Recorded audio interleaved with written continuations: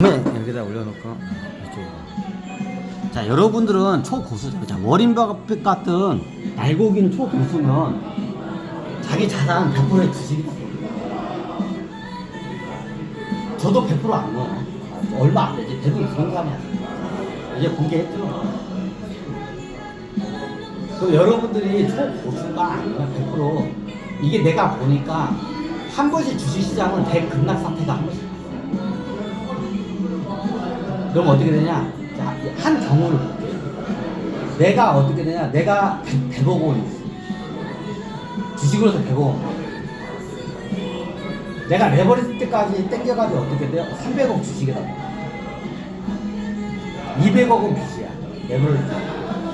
100억은 내 300억을 넣어놔.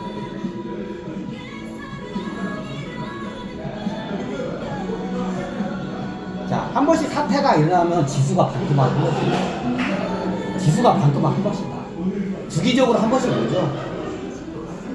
자, 내가 한 번씩 찍어보니까 코로나 사태, 리먼 브라더스 사태, IMF 사태, 오일 쇼크머니 다 주기적으로 한 번씩 그런 사태가 와. 왜 자산 분산을 해야 하는지 그 원리에 대해서 설명을 해요. 자, 내가 주식으로 해서 단타로 해가지고 멋지게 해가지고 내가 주식으로 100억을 벌었어. 100억 부자야, 주식 부자. 100% 다 주식이에요. 근데 어떻게 레버리지까지 썼어? 얼마야?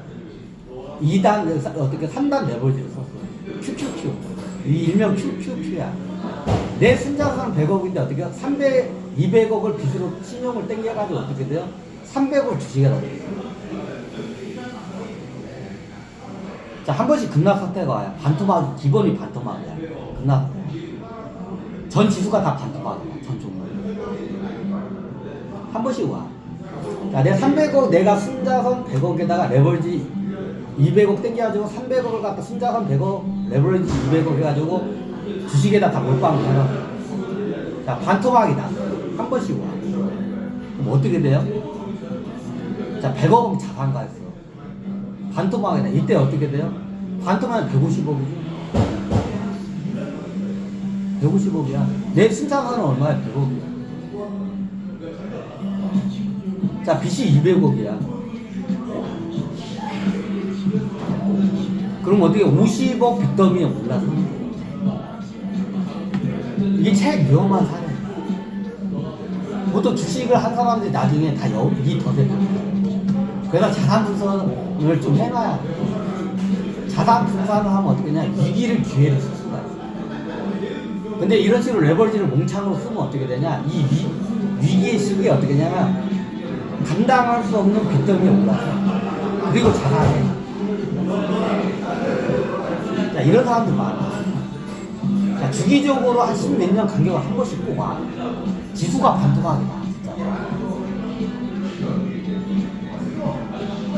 내 300억이 어떻게 돼요? 150억이죠. 근데 빚이 200억이야.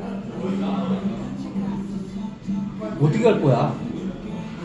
그 빚 200억에 지금 현재 자산이 주식이 150억 가치야. 은행 빚도 못 갚고 어떻게 할 거야? 그럼 50억 어떻게 빚더미 안고 어떻게 해요? 한강 다리 가야 돼. 마포대교 그가까지 어떻게 뛰어내려야 돼.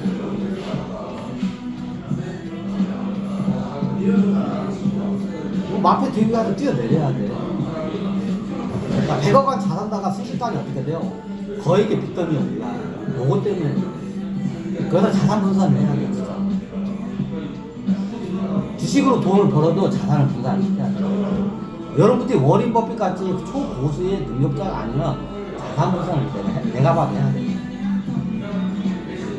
100% 주식을 갖고 있는 사람은 초고수들이나 그건 괜찮아, 그 사람. 그 리스크 관리를 잘 하기 때문에. 근데 여러분들 안 하죠. 대부분 어떻게 되냐면 이때 거액이 빚더미야. 레버리지 써가지고. 이게 첫 번째 경우. 자, 두 번째 경우. 그냥 내 돈 100억. 100억에다 다 넣었어. 그럼 빚더미는 안 올라. 근데 100억이 어떻게 해요? 50억을 그냥 반토막이 났거든요. 전 재산이 어떻게 반토막이 났어요. 제가 권유하는 사항이 있어요. 자, 다른 자산에다 넣었어요. 주식이 아닌 다른 자산에다 분산해놨어요. 자, 똑같은 100억. 자, 똑같은 100억이야. 자, 100억을 어떻게 되냐? 저 같으면 일단 기본적으로 부동산의 100억 중에 최소한 30%는 부동산에다가 넣겠죠. 내가 100원 쓴 자산 가면 30%, 30%는 어떻게 부동산에 좀 담궈놓겠고. 그럼 내 본업이 주식이면 그 중에 한 맥시멈 50%. 내 본업이 주식이야. 주식으로 이거 어떻게 먹고 살아. 그런 거 어떻게 해? 50% 이상 넘기는 걸 보면 어떻게 해? 일반인 같은 경우는 30%가 딱 좋아. 부동산 30%, 주식 30%, 양대축이야. 그 40%는 여러분들이 잘하는 동산이나 저기 무형 자산이나 기타 등등 자산이 있어요. 이게 보통 40%는 내가 사업자를 갖고 있으면 내 사업자에다가 40%가 들어가는 거야. 내 사업자의 40%의 자산이 들어가 있는 게 맞고, 내가 사업자가 없으면 다른 자산으로 이렇게 분산을 시켜요. 내 어떻게 40억은 그렇게 하고 30억은 부동산 쪽에 이걸 하다못해 내 집 하나는 있어야 하잖아. 내 집 요즘 10억이야. 서울에 집 하나 있어. 10억은 다 이상이야.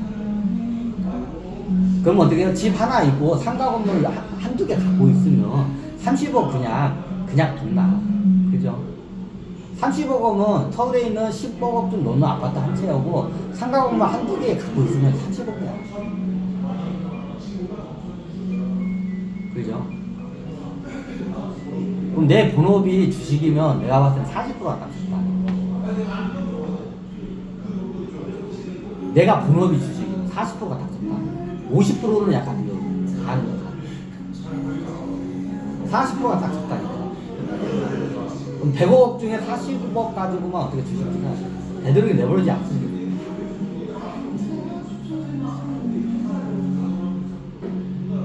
내가 본업이 주식이면 40%만 딱 하는데 내가 보니까 부동산에 30억은 그리고 어떻게 여기다 대출 받지 마. 그대로 그냥 나. 그 30억은 어떻게요? 또 많은 자산들이 있어요. 자산을 여러분들이 해봐야 주식 여러 자산 시장의 움직임이 같이 맞물려 가요. 그럼 주식을 보는 눈이 어떻게 돼? 넓어져요. 주식 분석하는 그 자기의 그 눈이 넓어져요.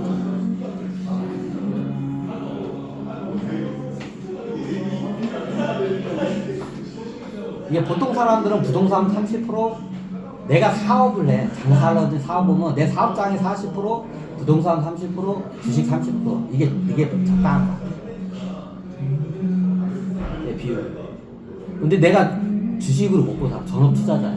내가 100억.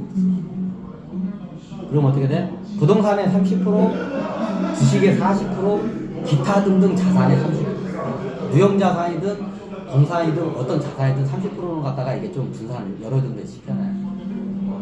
그게 좋아. 그러면 저기 저 월급쟁이인데요. 자, 대부분의 월급쟁이인데요. 자, 월급쟁이 같은 경우는 좀 이게 저거한데 이게 자기가 여러 자산에 들어가는 데는 월급쟁이 같은 경우는 제가 봤을 때는 이게 좀 월급쟁이도 틀린데 나중에 좀 돈이 많이 번 월급쟁이는 일단 부동산에 30%, 30에서 40%. 근데 내 집을 갖고 오면 그럼 부동산이 30에서 40%. 그럼 주식은 어떻게 돼요? 30% 넘기죠. 딱 30%가 맥시멈. 그게 맞아. 내가 보니까. 자, 왜 그렇게 자산 분산을 시켰냐? 이유는 같아요. 나중에 주식을 하다 보면 내가 30%를 못 얻으면 내가 100억이 있어. 30억 주식에다 넣어놨어. 근데 이게 반토막이 났어. 얼마까지? 15억까지. 10억에는 3분의 1 토막 들어가요. 30억이 어떻게 돼요? 10억까지도 어떻게 돼요? 3분의 1 토막 들어가요. 자, 이때 자산을 부서면 3분의 1 토막이 났을 때 어떻게 되냐? 이때가 주가가 제일 싼 거야. 여러 가지 삼성전자나 부양주를 많이 샀는데 얘네들이 나중에 반토막 3분의 1 토막 났어. 반에 반토막 났어. 그럼 그때가 주식을 사야 돼. 자, 그러면 그때 어떻게 하냐? 부동산이나 다른 자산은 일단 부동산이 제일 만만해. 왜? 이걸 부동산을 담보로 하면 이자가 제일 싸. 부동산을 그때 담보로 해서 싼 이자를 내가지고 어떻게 돼요? 싼 주식을 그때 사면 괜찮아. 나중에 경기가 저기 호황으로 돌아서면 나중에 그 10억 원 계좌를 굴리는 시기입니다. 원래 주식에 하던 30억짜리 계좌가 30억에서 10억으로 해서 30억에서 10억으로 떨어졌어. 이때 어떻게 다른 계좌를 만들어서 부동산 대출을 받아가지고 싼 이자로 대출을 받아서 이 똑같이 카피를 해. 30억짜리 주식이 어떻게 10억으로 떨어졌어. 내 포트폴리오를 똑같이 카피해서 다른 계좌에다가 똑같이 사. 15원치만 사. 30억 부동산 담보로 15원 땡겨올 수 있잖아. 15원치 딱 사. 똑같이 카피해가지고. 나중에 호황이 들어오면 어떻게 되냐? 이 15원 계좌가 30억으로 어느 순간 바뀔 것 같아. 그래서 주식은 버텨야 돼. 못 버티면 주식은 어떻게 다 털려요. 그래서 레버리지 쓸래요. 틀지 말아요. 자, 그러면 이 똑같이 카피한 이 주식이 어떻게요? 부동산 담보 대출에서 싼 이자로 가진 이 10억원 투자한 똑같이 카피한 이 계좌가 어떻게 해요? 얘도 30억으로 올라와요. 그럼 어떻게 돼요? 여기서 어떻게 해요? 3배를 먹고. 그 주식은 버텨야 돼. 무량주를 사면 버텨야 돼. 못 버텨가지고 나중에 이런 어떻게 돼요? 사태 때 다 팔아. 레버리지를 쓰면 어쩔 수 없이 팔아. 그러면 다 털려. 근데. 그걸 레버리지 함부로 쓰는 게 아니야.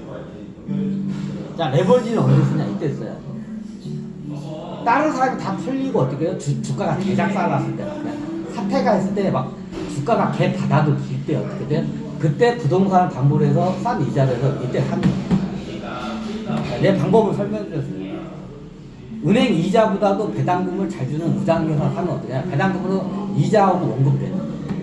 그럼 어느 순간에 이게 10억을 똑같이 맞춰놓은 게 이 10억, 30억 든 게 10억으로 줄어든 게 어느 순간에 호황으로 돌아가면 30억으로 어느 순간에 돌아와 있어. 얘도 똑같이 어떻게 10억에 30억으로 다시 돌아가 있어. 이런 식으로 하면 돼. 이래서 분산을 해야 돼. 그러면 어떻게 되냐? 위기를 갖다 기회로 쓸 수가 없어. 이게 사태 투자야. 이걸 일명 사태 투자야. 위기 사태 때 어떻게 과감하게 들어가. 이때 레버리지 써요. 근데 보통 개미들은 어떻게 해요? 상투 때 레버리지 써요. 그러니까 다 망하는 거예요. 그래서 이게 자산을 분산을 시켜야 돼. 자산을 이게 골고루 잘 분산시키면 어떡하냐? 어느 자산 시장에 이게 주식 시장에 사태가 발생했을 때 그 사태가 어떻게 기회예요.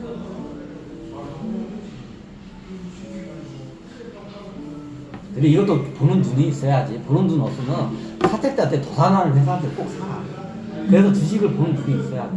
눈이 없는 애들은 꼭 도산하는 회사를 사. 그럼 그 나중에 다 빵원 돼. 빚더미 올라. 아이고, 오늘은 간자매 회장 아직 안 끝났다고? 그래?